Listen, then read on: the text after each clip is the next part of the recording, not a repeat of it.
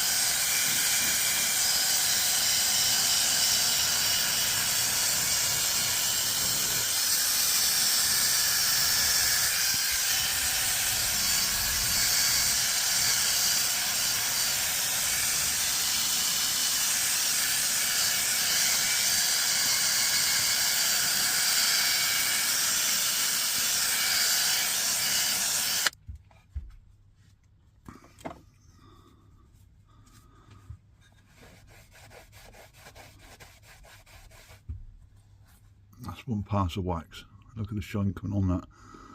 The idea is because there's still dimples in the wood slightly, the grain is. See there, that? And that'll fill up eventually. What'll happen as well is sometimes you'll get a gloop of wax stuck in a spot, and you just have to very, very carefully pick it off or wipe it off. But, that one there I did last week. Well, a couple of days ago. I've had 3 coats. You see a little dimple there, look. So that'll have another 3 coats of wax. Right. I'll come back when I do the butt.